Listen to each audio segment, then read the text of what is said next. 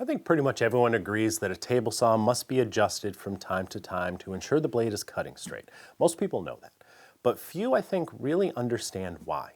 You may think you do, but based upon some of the debates that I see online, a lot of people don't know what they don't know. For example, some say that your blade should be aligned with your fence. But the truth is, you should never use your table saw fence as a reference for aligning your table saw blade. Likewise, some folks think that making a crosscut when your blade is angled to the side will produce a miter on the end of your board equal to that angle. It's not true either. So while you may know you should align your table saw, you may not fully understand why it must be done and the effects that happen when you don't do it properly. Knowing the why can be both surprisingly interesting and it can help you identify and solve problems that you may have with your cuts later on. Here's a diagram of a saw where everything's properly aligned. Note how the blade and the fence are parallel to each other. If a rip cut were made under these circumstances, the kerf would be nice and straight and of equal width to the thickness of the blade. But note what happens when you angle the back of the blade away from the rip fence. It obviously can no longer follow that same straight, narrow kerf. The front of the blade is still cutting in the same place, but the back of the blade ends up in a different spot entirely. The result will be a kerf that's wider than the blade is thick. The front of the blade begins the cut, then the sides of the teeth along the rest of the blade continue to shave away more material, widening the kerf all the way to the back. You may think that this won't matter much because all the material on the left side in this case is waste, so who cares if we eat up a little more of it? But you're making your saw work a lot harder. You're making your blade work a lot harder, and you're generating more heat, which leads to more burns and blade marks. You're also doing something else, especially if the saw blade is raised up higher, so the teeth in the middle towards the top of the arc are above the wood and no longer cutting. In that case, only the front and back teeth engage the wood. So the front begins making its narrow kerf, but as the wood advances, it encounters the smooth side of the blade, which is unable to widen the kerf. The workpiece will become difficult to hold against the fence as it tries to track with the blade. Of course, a tightly set and sturdy rip fence will resist this turning motion, and you're going to generate more friction and heat, producing an inaccurate cut of poor quality. If you're having trouble keeping your board against the fence as you make a rip cut, your blade's probably misaligned. Things can get even worse if the back of the blade is angled toward the fence, as shown here. Now the toothless body of the blade will push the board toward the fence rather than pulling it away from it. This can create a wedging effect between the smooth side of the blade and the fence itself. If the blade misalignment is great enough and the wedging effect strong enough, that board can violently kick back toward you. Obviously, these blade angles are exaggerations, but anything more than a few thousandths of misalignment, either toward the fence or away from it, can make your rip cuts more difficult, with more blade marks, more burns, less accurate and consistent in width, and potentially more dangerous. Now what about crosscuts?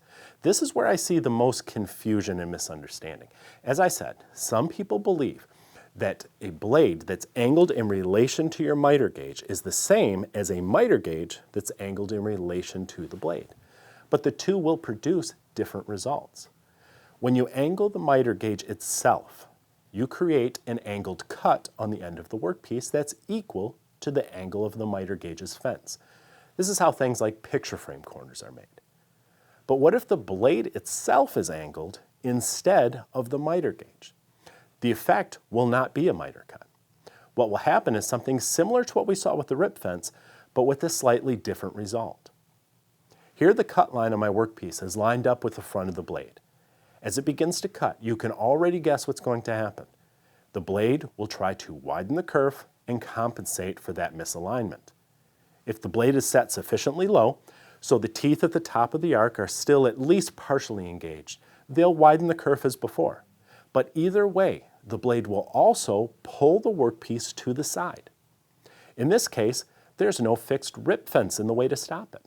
So the effect will not just be a widening kerf, but also a shifting workpiece that moves past your intended cut line. This shift will be progressive. It'll pull to one side gradually as you advance forward. The resulting end of your board won't be angled to match the misalignment of the blade, but it won't likely be square either. It'll probably be shorter than you intended to, and it is certainly not going to be cut as crisply and cleanly as it should be. The reason why a blade that's angled in relation to the miter gauge has a different effect than a miter gauge that's angled in relation to the blade is the path that miter gauge takes is locked into the miter slot on top of the saw. Those grooves in the cast iron are always straight forward and back. They're not going to change. Naturally then, it's those miter slots that set the standard for table saw alignment. Everything should reference off them. If a saw blade is set parallel to the miter slot, it will be parallel to the path of the miter gauge, and your crosscuts then will be determined by the angle of your miter fence alone. Likewise, if you set your rip fence parallel to your miter slot, you'll know that it's also parallel to your blade. Everything references off the same place, so everything works in harmony.